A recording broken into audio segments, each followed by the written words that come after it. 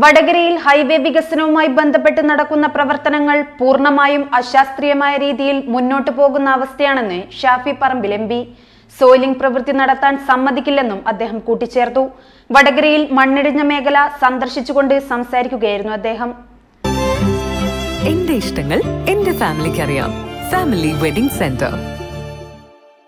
വടകരയിൽ ഹൈവേ വികസനവുമായി ബന്ധപ്പെട്ട് നടക്കുന്ന പ്രവർത്തനങ്ങൾ പൂർണ്ണമായും അശാസ്ത്രീയമായ രീതിയിൽ മാത്രം മുന്നോട്ടു പോകുന്ന അവസ്ഥയാണെന്ന് ഷാഫി പറമ്പിൽ എം പി. നിരന്തരമായി ഉദ്യോഗസ്ഥരോട് ആവശ്യപ്പെട്ടിട്ടും കൃത്യമായ പഠനം നടത്താതെയുള്ള രീതിയിലാണ് പ്രവർത്തനം നടക്കുന്നതെന്നും ജനങ്ങളുടെ ജീവനും സ്വത്തിനും സംരക്ഷണം കൊടുത്തുകൊണ്ടുള്ള പ്രവർത്തനങ്ങൾ മാത്രമേ നടത്താൻ അനുവദിക്കുകയുള്ളൂ എന്നും അദ്ദേഹം സൂചിപ്പിച്ചു. ഇത്തരം മേഖലകളിൽ സോയിലിംഗ് നെയിലിംഗ് മാത്രം മതിയാവില്ലെന്നും കൃത്യമായ അടിത്തറയോടുകൂടി മാത്രമേ പണി നടത്താൻ സാധിക്കുകയുള്ളൂ എന്നും അദ്ദേഹം പറഞ്ഞു. വടകരയിൽ മണ്ണിടിച്ചിൽ മേഖല സന്ദർശിച്ചുകൊണ്ട് സംസാരിക്കുകയായിരുന്നു അദ്ദേഹം. ദേശീയപാത നിർമ്മാണവുമായിട്ട് ബന്ധപ്പെട്ട് ഞങ്ങൾ എല്ലാവരും നിരന്തരം ആവശ്യപ്പെടുന്നത് ഇത് സുരക്ഷിതമായി പൂർത്തീകരിക്കണം എന്നുള്ളതാണ്. ഇത്രയും ഇൻസിഡൻസ് ഒന്നിനു പുറകെ ഒന്നായി റിപ്പോർട്ട് ചെയ്തിട്ടും നാഷണൽ ഹൈവേ അതോറിറ്റി ഓഫ് ഇന്ത്യയോ അതല്ലെങ്കിൽ ഇത് നിർമ്മാണം നടത്തുന്ന കരാറുകാരോ കരാർ എടുത്തിട്ടുള്ള അദാനി ഗ്രൂപ്പോ വകാഡോ ഇവരാരും ജനങ്ങളെയും ജനപ്രതിനിധികളെയും കേൾക്കാൻ തയ്യാറല്ല എന്നുള്ള ധിക്കാരപരമായ സമീപനമാണ്.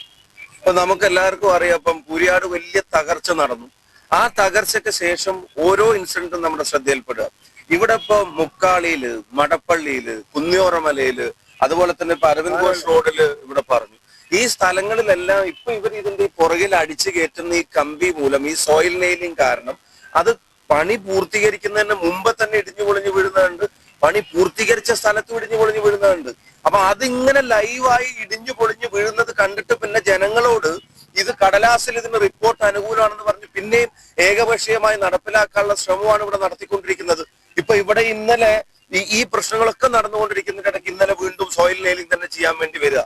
സോയിൽ നെയിലിംഗ് നമ്മുടെ പ്രദേശത്തെ മണ്ണിനോ അതിന് ഫീസിബിൾ ആയിട്ടുള്ള ഫിറ്റിംഗ് ആയിട്ടുള്ള ഒരു സൊല്യൂഷൻ അല്ല എന്നുള്ളത് ഒരുവിധം എല്ലാവർക്കും മനസ്സിലായി. ഇന്നലെ കാസർഗോഡ് ബേവിഞ്ചേല് പണി പൂർത്തീകരിച്ച സ്ഥലത്ത് ഇത് ഇടിഞ്ഞു പൊളിഞ്ഞു വീഴുന്നതിന്റെ വീഡിയോ കണ്ടിട്ട് ഈ ജനത പിന്നെ ഇതിവിടെ ചെയ്യുമ്പോൾ അവർ കൈയും കെട്ടി നോക്കി നിൽക്കാൻ പറ്റുമോ? കഴിഞ്ഞ ദിവസം ഇവിടെ പ്രസ്ഥാനങ്ങൾ, ആളുകൾ, ജനകീയ സമരങ്ങളൊക്കെ ഇവിടെ നടന്നിട്ടുണ്ട്. ഇന്നലെ MLA നേരിട്ട് വന്നിട്ട് പൊതുപ്രവർത്തകരോടൊപ്പം അത് തടയേണ്ട അവസ്ഥ വന്നു. എന്തായാലും അടുത്ത ദിവസം തന്നെ നാഷണൽ ഹൈവേ അതോറിറ്റിയുടെ മീറ്റിംഗ് വീണ്ടും വിളിക്കും. ഇതിന്റെ ഒരു തീരുമാനം ആവാതെ ഇനി സോയിൽ നെയിലിംഗുമായിട്ട് ഏകപക്ഷീയമായി മുന്നോട്ട് പോകാൻ അനുവദിക്കില്ല. ഞങ്ങൾ ഇത് പറയുന്നത് പൂർത്തീകരിക്കണം, സുരക്ഷിതമായി പൂർത്തീകരിക്കണം എന്നാണ്. ഞാൻ ആവർത്തിച്ചു പറയുന്നു, ഹൈവേ നിർമ്മാണം എത്രയും പെട്ടെന്ന് പൂർത്തീകരിക്കണം, സുരക്ഷിതമായി പൂർത്തീകരിക്കണം. ആളുകൾ പറയുന്ന മറ്റൊരു ആശങ്ക, ഇപ്പൊ സ്ഥലം അക്യൂസിഷൻ നടന്നിരിക്കുന്നത് ഇതുവരെയാണ്. ഇതിന്റെ പുറകിലേക്ക് സ്വകാര്യ വ്യക്തിയുടെ സ്ഥലങ്ങളിലേക്ക് 12 അടിയുള്ള ഈ കമ്പി 12 മീറ്റർ ഉള്ള ഈ കമ്പി അടിച്ചു കയറ്റുമ്പോ അവിടെ ഉണ്ടാവുന്ന പ്രയാസങ്ങൾ ഇവർ പഠിക്കണ്ടേ? ഇപ്പൊ ഇവിടെ ഉള്ള ഒരു വ്യക്തിയുടെ കിണറ്റിലേക്ക് 2 കമ്പി വന്ന് അവിടെ 2 ഹോള് വന്ന് അത് മണ്ണ് കിണറ്റിലേക്ക് വീണു എന്ന് പറയുന്നു. അവരുടെ വീടിന് വിള്ളല് വന്നു എന്ന് പറയുന്നു. കുന്നിയോറമലയിൽ ആ വിള്ളല് വന്ന് നമ്മൾ കാണുന്നുണ്ട്. അപ്പൊ അത് ഇങ്ങനെ ശാസ്ത്രീയമായി തന്നെ ഇത് പരാജയപ്പെടുന്ന ഒരു ടെക്നോളജിയാണ്, ഇവിടത്തേക്ക് സ്യൂട്ടബിൾ അല്ലാന്ന് എത്രയോ ഉദാഹരണങ്ങൾ ഉണ്ടായിട്ടും പിന്നെ ഇത് തന്നെ ചെയ്യണം എന്നുള്ളത് ഒരു വാശിയുള്ളത് പോലെ കാണിച്ചാൽ അതൊരു ദുർവാശിയാണ്.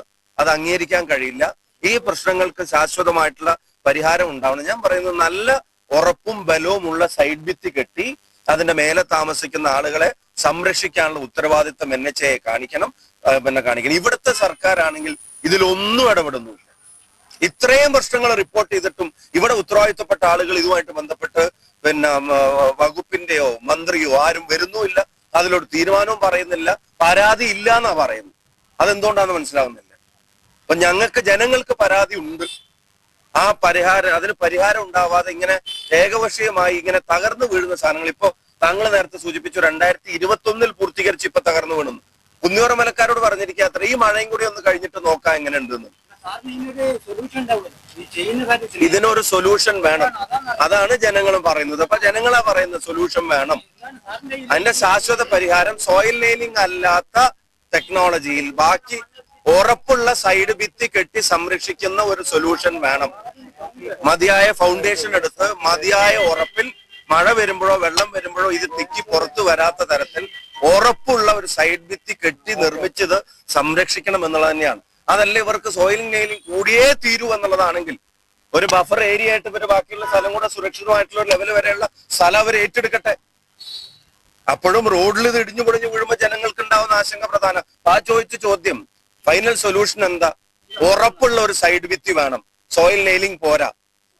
മതിയായ ഫൗണ്ടേഷൻ കൊടുത്ത് മണ്ണോ വെള്ളോ തിക്കി വരുമ്പോഴും പൊളിഞ്ഞു വീഴാത്ത തരത്തിൽ മേലെയുള്ളവർക്കും താഴെ സഞ്ചരിക്കുന്ന തരത്തിലും സുരക്ഷിതമായിട്ടുള്ള ഒരു സൈഡ് ഭിത്തി ഇതിനൊരു നെസസിറ്റിയാണ്. News bureau media Vadakara. അല്ല, ഇന്ന് നല്ല സന്തോഷത്തിലാണല്ലോ. അതെ, സന്തോഷത്തിലാണ്.